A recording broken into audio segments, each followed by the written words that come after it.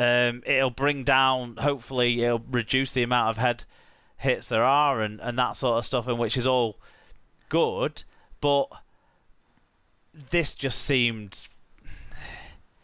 It seemed like they decided they were simming in him and then had to come up with an explanation rather than. Yeah, maybe they realised that it wasn't really a sim binning, but oh, quick, we can't undo our decision. Yeah, certainly after we'd seen someone dropped on their head. Yeah. Anyway, it didn't affect the end result, did it? So we don't need to worry ourselves too much over it in the end. Let's move on to the second game, which is that game that David thought you were talking about, Sarah. It's Wakefield versus St Helens. It was 16-10 to the Saints at half-time, and they solidified that with a 30-14 final victory margin. Ben Thaler was the referee. In terms of the stats, this was another side kept below 1,000 metres by St Helens this season, as Wakefield only got to 852 as a team and kept to an outrageously low, unbelievably low. I just can't. I don't think we've seen this stat before. I haven't had a chance to go back and look through, but 4.5 metres per carry average gain by Wakefield in this game is what the stats sheet says. Yeah, you'd expect them not to have even scored 14. I mean, did they not have any kick returns at all?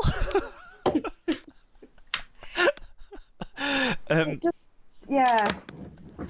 St Helens made nearly 300 more metres, over 3 metres per carry better average gain. I think it's obvious how they were going to hammer those figures. Individually, James Roby had 49 tackles, 11 of which were marker tackles. Alex Walmsley with 145 metres. Tommy Makinson had a try, 5 tackle plus 117 metres.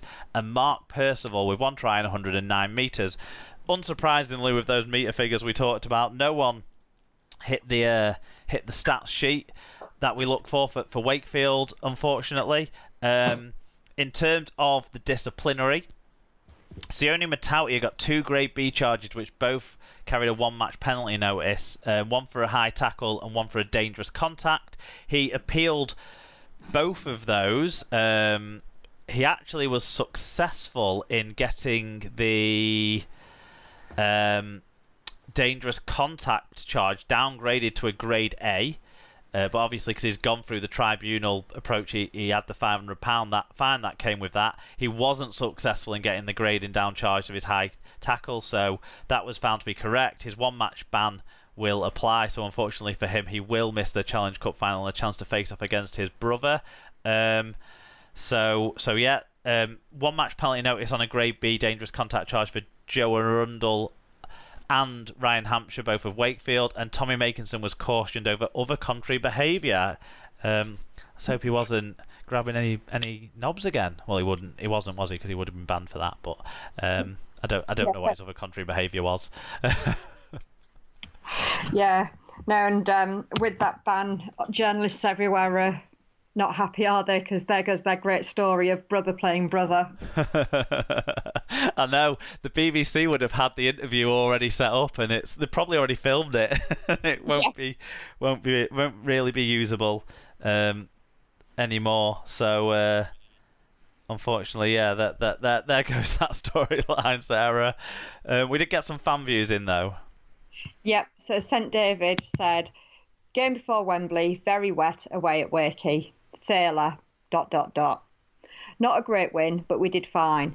Dodd showed the promise we hoped for. Matautia was my man of the match there. Great with and without the ball.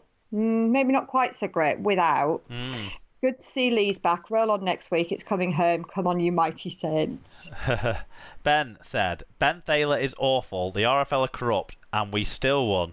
75% of the game we dominated. If we didn't have a cup final next week, it would have been more. Coys. God, what that means, Ben, is that the RFL are so shit at being corrupt that they didn't even manage to achieve their obvious aim of making St Helens lose a relatively meaningless mid-season match at Wakefield. Yeah. Terrible. Obviously, the Saints fans aren't happy with the refereeing though in this one. No, and then at MikeWebb58 said, didn't see anything of the game and had to follow on social media. Ended up confused as to whether Saints were crap, dull, and our only chance at Wembley is to sack Christian Wolf this week. Or that this was a good win and workout before the big game with a number of players getting valuable game time. I am sure that it did definitely rain again. Yeah, the rain shows up on the photographs. It was a pretty wet night. And that shows the nature of social media, doesn't it? And the split in social media there. Yeah. I obviously didn't watch this game, but the bits I've caught up with, the one thing that I'm gonna pull out, and I'm a bit sad that another Ben, the Wakey Y, didn't get in a fan review about the game to tell us about it in more detail. But the Innis Senior try just before half time was absolutely remarkable, especially if you factor in that it was in bad conditions. On the video angle from the halfway line with the long lens and all that, it's kind of hard to see and to be sure that he got the ball down. But there's pictures, Wakey White shared one of them with us on Twitter, that showed just what a finish it was.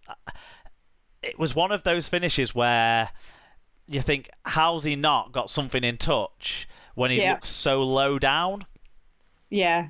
And it almost looks like he reached around the back of the post rather than going the conventional way in front of the post. Almost, he appears to have pulled some David Blaine shit and levitated to maybe he's the Wakefield Dynamo or something, but unbelievable effort that one was. It won not long after half time, wasn't a bad try, but that was some finish on that one.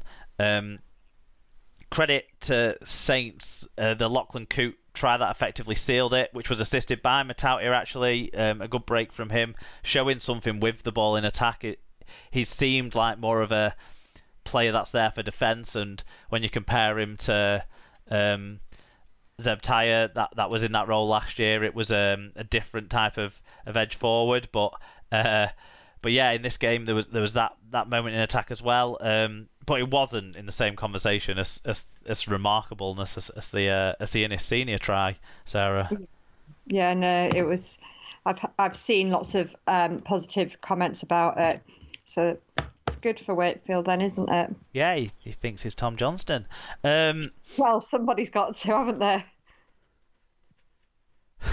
Well, yeah, because if Tom Johnston can't play, then somebody else might as well sort of take some of his glory. That's it, isn't it? There were a couple of sin bins in the game. It looks like there was a sin bin for a Wakefield player in the first half and a sin bin for a St Helens player in the second half. So I think without the other side of the coin, from the Wakefield perspective, I can't provide much context on the refereeing performance, other than Ben Thaler looks more out of shape. When I was watching the highlights to try and figure out who was the referee, I was wondering if I was thinking Gareth Hughes doing a Super League game, and then no, Ben Thaler lost his shape. But yeah, it sounds like Lachlan Coote had another strong performance. He's certainly wanting to leave Saints with some strong performances. Just before and just after his announcement, his two performances were sort of man of the match type displays. So yeah, they can at least enjoy that for the little time they've got left with the Reason there at St Helens. I ain't got now else on this one. No, I haven't either. Let's move on to Sunday then, televised game. We didn't get many fan views in on either of the televised games this week. It was almost like people were distracted by something going on in another sport. But it was Wigan versus Huddersfield. It was 12-6 to the Giants at half-time, in maybe somewhat a surprise turn of events. Although out of form, Wigan managed to fight their way back and win 16-12. Marcus Griffiths was the man with the whistle. In terms of the stats, something that I never thought I would talk about when it came to a Wigan game. This game had the most offloads of any game so far this year with 41. Wigan making 28 of them. Kai Pearce-Paul individually making 9 of those successful offloads. Wigan won the offload count by 15, also made 4 breaks to 1 more importantly I think, and gained over 200 more metres than Huddersfield, despite the Giants making ground at a better average gain. Individually, Jackson Hastings with 214 metres and 4 offloads. Sam Powell 50 tackles, 12 of which were marker tackles. Not bad considering he had a concussion assessment that cost him the end of the game. Liam Marshall 1 try and 166 metres. And Liam Farrell 1 try assist, 42 tackles, 134 metres. The Ginger Prince went both ways. For the losing Huddersfield side, Nathan Peets has certainly turned up with commitment, hasn't he? 1 try assist, 61 tackles, 13 of which were marker tackles. Both ways, Luke Yates had 43 tackles and 176 metres. That's pretty much standard for that machine. Leroy Cudjoe with a try and 124 metres, and Lewis Senior, not quite the finishing exploits of his brother, but more metres with 121. In terms of the disciplinary out of this one, Sarah, Jackson Hastings of Wigan got a grade A other country behaviour charge, 1 match penalty notice.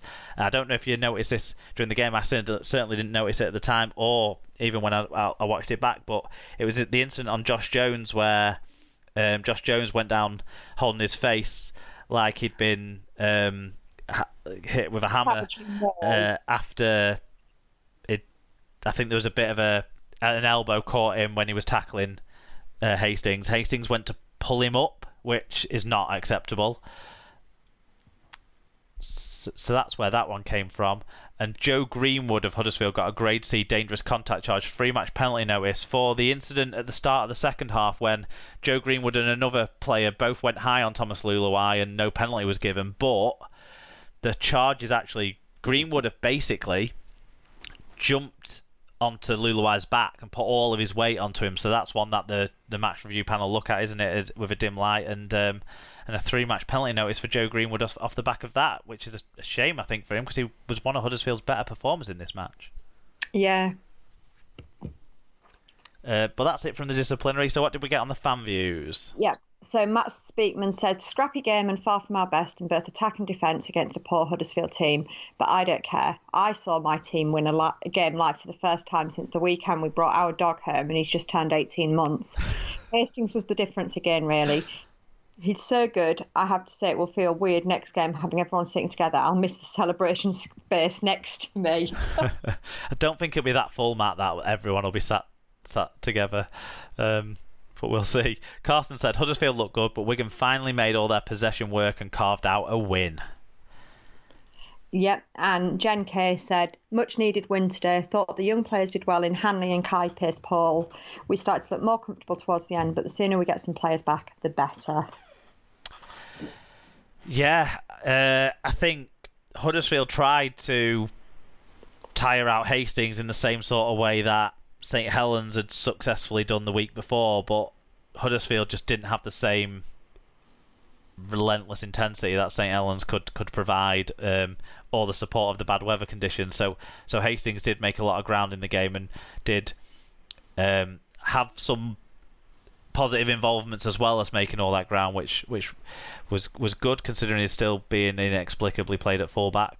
When the young fullback on the wing seemed to do okay in this one, catching the high balls. I couldn't believe that we had such a bad start again. I should know that it's happening by now because that's what we've seen all year out of this Wigan side, and we are in poor form and certainly not got our best team on the park. But this was not, a win is a win, and great. We won a game. We scored a fantastic try to win the game. More the play by Hastings and Farrell that set it up, but Harry Smith supplied the finishing touch. Really good stuff. Hastings finally thinking, I need to go to the line and then pass it, like Wigan had kind of forgotten to do recently. And then Farrell running a really good line to make the space back on the inside for Smith to come in. That was a great try. But outside of that, I think there's bits of decent play, bits of good luck one way or another, but there wasn't much else to write home about in this game, was there? No, I must admit, I didn't see it. We were out on Sunday afternoon. So, but yeah, I didn't.